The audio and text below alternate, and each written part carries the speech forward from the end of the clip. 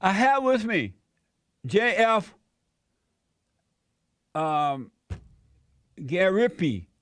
JF Garipi. He is a biologist and author of the revolutionary phenotype. And I've been on JF's show before. It's good to have him on my show. JF, thank you for coming on. I appreciate it. Hello, Jesse. It's a great pleasure. How are you doing? Amazing. How about you? I'm doing great. The spring is coming. We're working on gardening.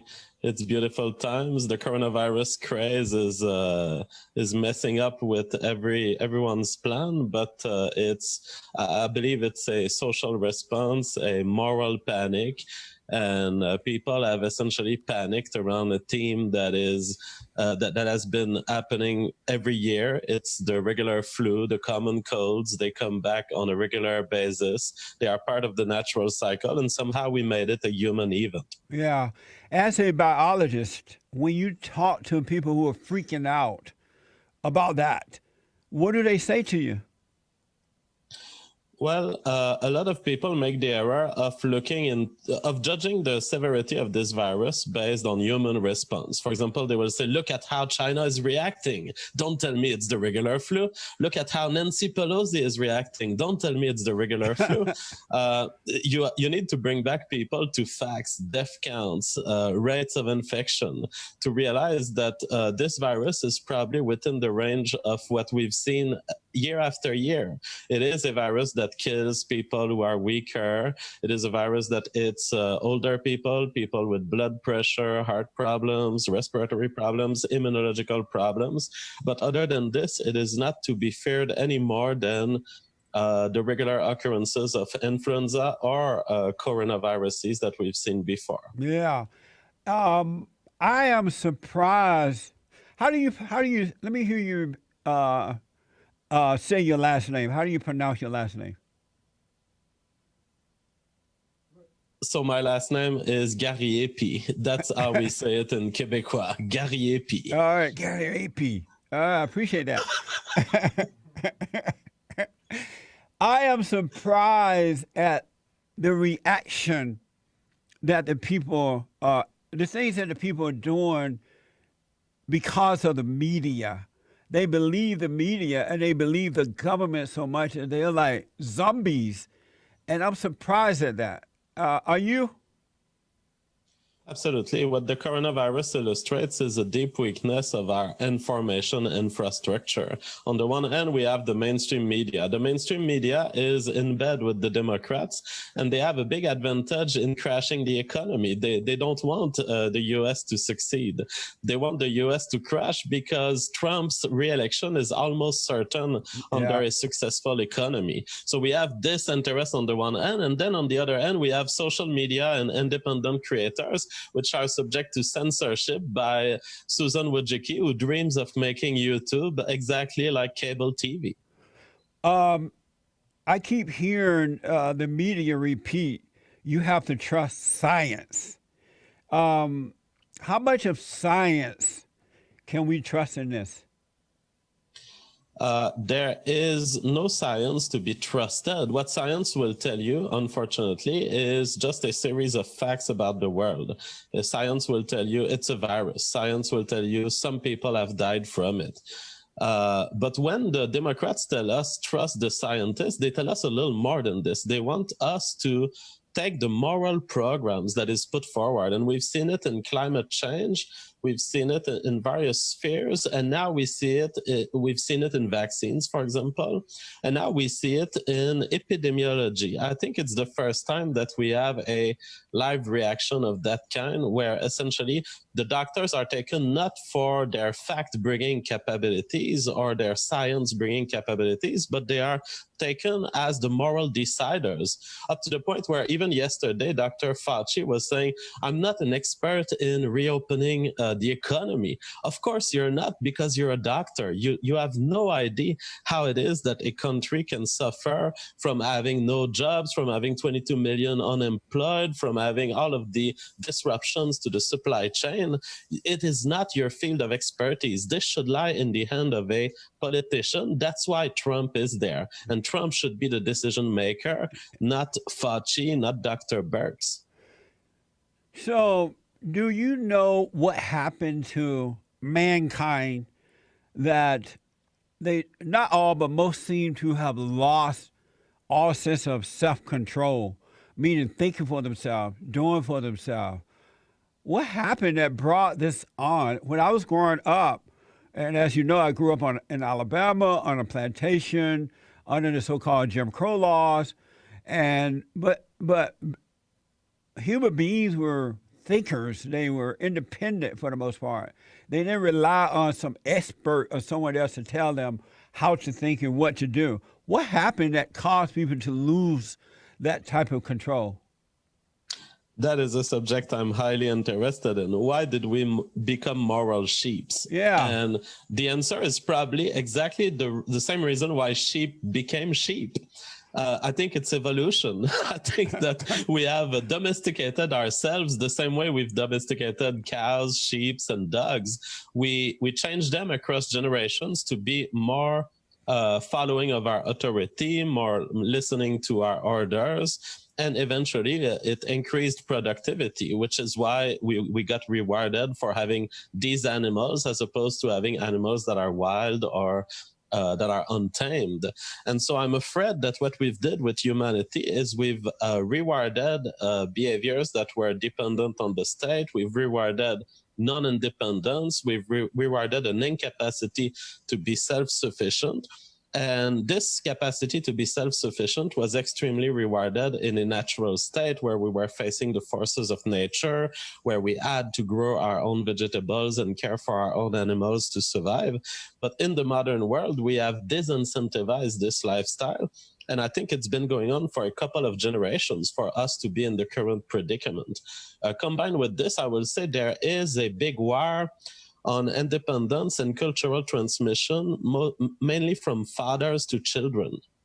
And I believe that males were the voice of independence in the transmission of culture from past generations to the next. And we are breaking this chain through family courts, divorce, destruction of the family, and in general also just resistance to male input on education, which is now considered toxic masculinity.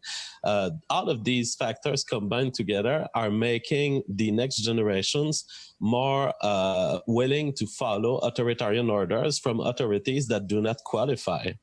Oh, that makes sense. When I was growing up, we did rely on the land for our food. We grew our food for the most part. We grew, we would, like at the end of the year, for the winter, we would, kill pigs and chickens and things. Everything came straight from the land for the most part. And now we don't have that. It was natural then. It was clean food, and people were decent people for the most part. I didn't grow up knowing drug addicts and alcoholics and all that kind of stuff. We knew not to hate anyone.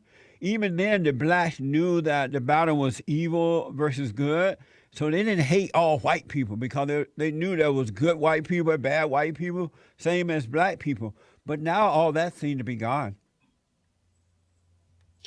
Absolutely. And natural events like the coronavirus and other progressions of society are being misused, again, to foment racial hate, the kind that you describe, where you have the left essentially hating on white people. Yeah.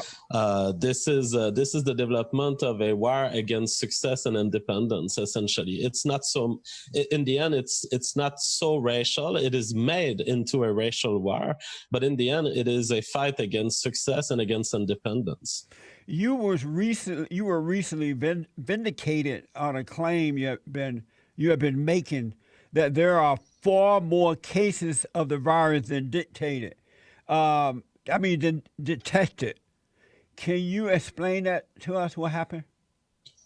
Absolutely. On January 26th, when people didn't care much about the coronavirus, when even Trump had not taken much action against the coronavirus, I said that by my analysis, there were many millions of people already on Earth having the coronavirus, when in fact the number of confirmed cases was about, I believe it was somewhere between 1,000 and 10,000. I said that there must have been million then. And then in March, I progressed on my estimation, and I said that there must have been up to between 100 and 300 more cases than we detect. So that means if you detect one case, there's probably 200 out there going wild that we haven't seen in hospital. They just get the common cold and they don't annoy anyone with it. They don't get tested. Yeah. I've made these predictions before any test confirming this was available. It was based on the following of the number of cases and how the situation was progressing. Now what they've done is the new test has come. It's an immunological test. So it's a test that instead of going with the swab, it goes in your blood. It looks for the immune response traces to the virus in your blood. This is much more precise because if you've been exposed even a month or 2 months ago, and even if the virus didn't hurt you much, you will have a trace in your immune system. Now, this has been confirming essentially my prediction, which is that there are millions of people out there with the coronavirus, that the virus is not as deadly as we think it is. And the estimates that come out of this new test is that there's between 55 and 85 times the number of cases out there than those we detect. Even that may be a lower bound estimate, but it's much better than what we had before. Amazing, man. Oh, amazing. So, JF, I was on your show. And again, I appreciate you having me on. I wanted to ask, why did you decide to become a biologist?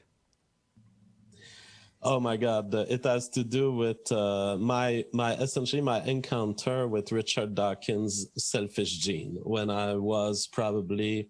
I must have been between 8 and 12 years old when I first read The Selfish Gene. I read a version of it in French because I was a young Frenchman from Quebec. I was a French Canadian. And so I got in contact with this book from Richard Dawkins, and it changed my life. Suddenly, everything, it was the most powerful step in understanding more in my life. You know, mathematics, they will lead you to understand triangles, and I loved mathematics. Computer programming will help you understand all the electronics. But when I met The Selfish Gene, I suddenly saw a powerful explanation for everything that I saw around me: butterflies, grass, gardens, animals. And it changed my life, which is why I became a biologist. And eventually I got to write this book, The Revolutionary Phenotype, which is a completion of Richard Dawkins' work, because I think it was missing one element, the explanation of exactly how new life forms emerge on a planet. So that's why my book seeks to address. Amazing. That's amazing. Are you still an atheist? Yes, I am an atheist in the same sense as Richard Dawkins, in the sense that I cannot deny fully that our universe could be in a simulation where some godlike person could create our universe, and perhaps there is a God in that sense. That being said, I don't believe in the gods that were fabricated by humans, and in fact, I believe that the chances that there is a God are not interesting enough for me to commit to the belief. I say maybe there's one, but as long as I don't see evidence of it, I will continue being an atheist, or as Richard Dawkins frames it, a level 6 agnostic. So, just up black and slow. Are you saying that you don't you personally don't believe there is a God? Yes, exactly. I don't build a belief because I see no evidence for it. And what type of evidence do you need to see? Well, I would need to see a kind of intervention, maybe a little message left in intergalactic space saying, hey, here's God, I created you, something like this. But being a biologist, I would think that you would really know that there's a God, because biology kind of show you things that only God can create. Well, no, biology, to the contrary, gives you the theory of evolution, which gives you the recipe by which things can get complex without an agent thinking about it in the first place, without an engineer. Where do you get your moral values from if you don't believe there is a God? Well, I get them from my own sense of morality. So I acknowledge that morality is subjective. I'm a moral nihilist. So I don't believe that there's anything else outside of me that determines my moral. My morals are my brain and the way it works. And the way it works is that I've evolved into a social, within a social species. And therefore, there were evolutionary pressures that applied on me and my ancestors, which made them relatively decent human beings, which is why I'm still kind and loving. And I do have my moral code, but it's all embedded in my brain. It comes from me, not from the world. Do you love your enemy? No. I actually detest, I live in the hate of my enemy. And why is that? Well, because I guess it's part of who I am because I evolved that way. I guess that there is some form of vengeance seeking behavior that was favorable to my ancestors and that made them be victorious. Now I'm extremely vindictive, but I live well with it. You know, it's a pleasure for me to think of the suffering of my enemies and of those who hurt me in the past. That's amazing. So you find joy in hating your enemies when they suffer. Exactly. That's So there's a list amazing. of person in my life that I consider on my blacklist, and some of them are celebrities, some of them are in my personal life, and every night I can think of them as potentially suffering from, I don't know, whatever illness or ailment there may be in current society, maybe economic difficulties due to the coronavirus, and I feel joy. And I think it's been pointed as unhealthy by people like you and many others, but personally I live extremely healthy with it. I do my gardening, I cultivate my carrots, and I think of the suffering of those I hate. And how do you feel about those who hate you? Oh well, I can understand that they. I can empathize with them in the sense that if I know that I'm capable of such hate, I know that someone else could be capable of such hate against me. But I don't know that I've. What I think is that I've not given anyone the right the right ingredients. I have not given anyone a good reason to hate me, and I'm proud about this. But hating others is a good reason for you to be hated. Maybe it is. I guess I can live well. I live with the philosophy that if 99% of the population on Earth hates me, I'm fine with it. That means 1% would still love me. That's a lot of people. How do you deal with the conflict, the emptiness, the void that you have within your life? How do you deal with that? I have zero void in my life. Look at what I can do. I can speak to thousands of people on an everyday basis. The internet gives us an access to human connections that would be impossible otherwise. I've written my book. I can die knowing that I've contributed significantly to the theory of biology. And I have a beautiful wife and I have children. And so that there's really no void in my life. Everything is beautiful in my life. I love it. How old are you? I'm 36. I just got 36 7 days ago. Oh, happy birthday. Uh, And so how do you deal Thanks. with those moments when you're all alone, you're not on YouTube, you're all alone, your kids are not around, your wife is not around, and your mind tell you that you're nothing. How do you deal with that? It never crosses my mind. When I find myself all alone, I enjoy the which is very rare, by the way. But if I find myself all alone, I just enjoy it, and I will do often mathematics. I will start trying to prove theorems that weren't proven. Of course, I've always been unsuccessful at it, but my God, is it a great hobby? Amazing. Would you consider being a white guy? Are you white?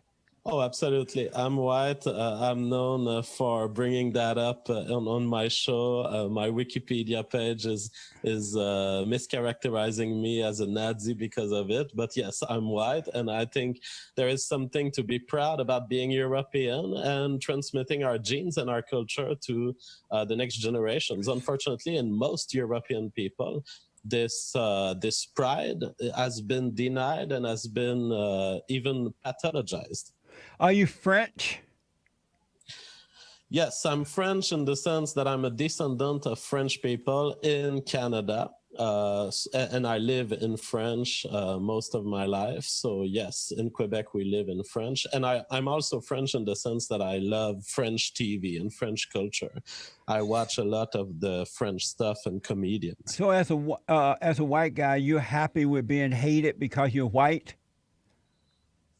I'm not happy about being hated because I'm white, because most of the time this comes from a misappropriation.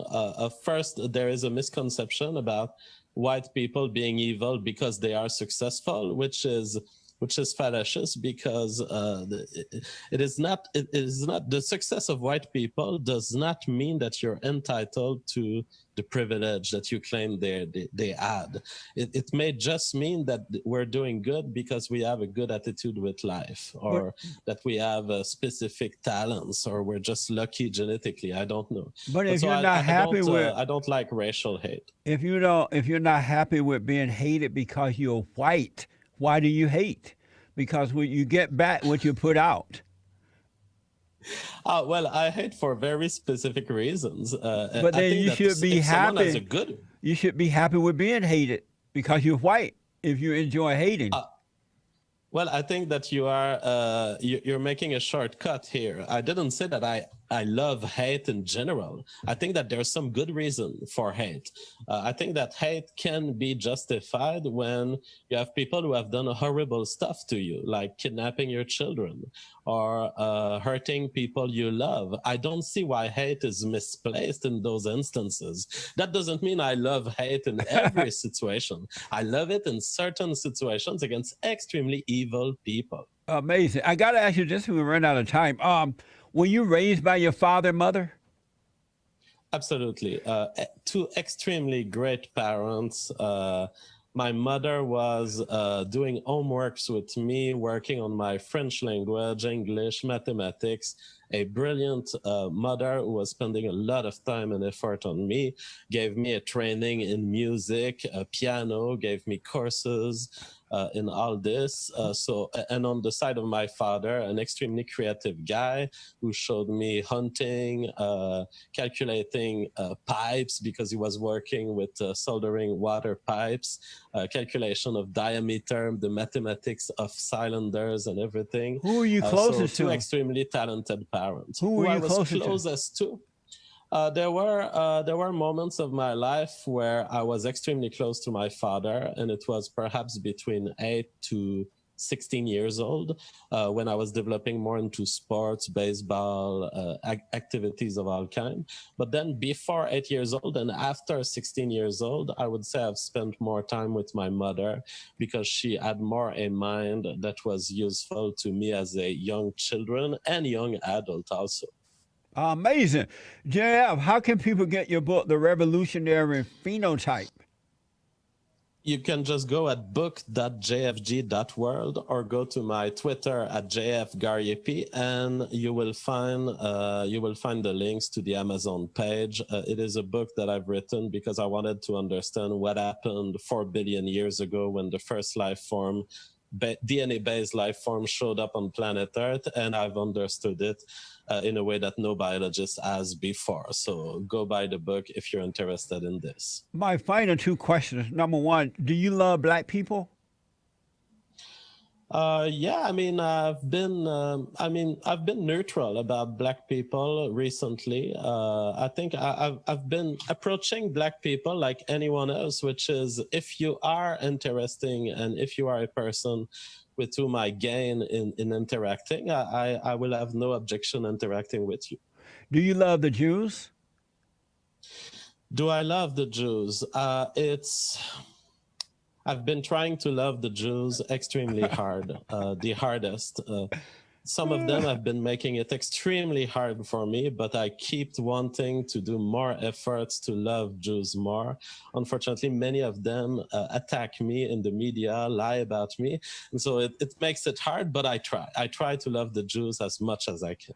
So, do you love the Jews?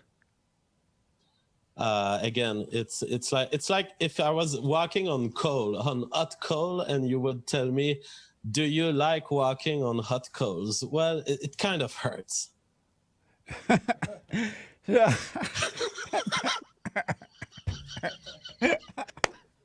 So, do you love the Jews?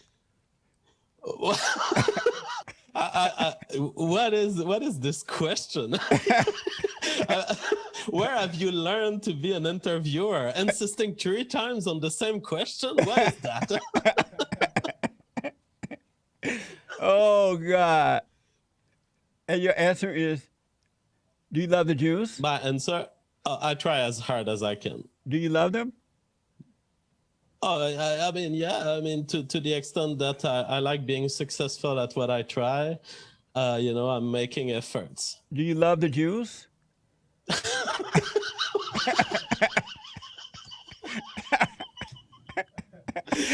Jesse, it's getting longer than I had predicted. I have to go now, Jesse. I'm sorry. Oh, amazing. JF, what is a man?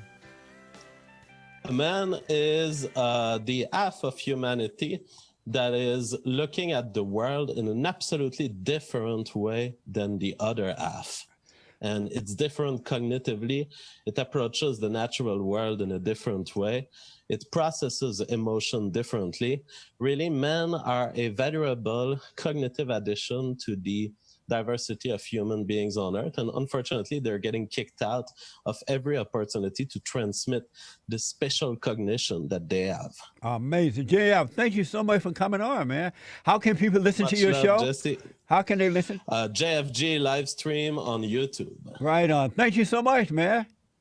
I appreciate Bye-bye. it. Bye now. I got amazing. And don't forget to like, follow, tweet, subscribe, and share the Jesse Lee Peterson radio show, folks. We really appreciate it. We are at war. It is a spiritual battle for the soul of America. And it's going to take all of us to do it.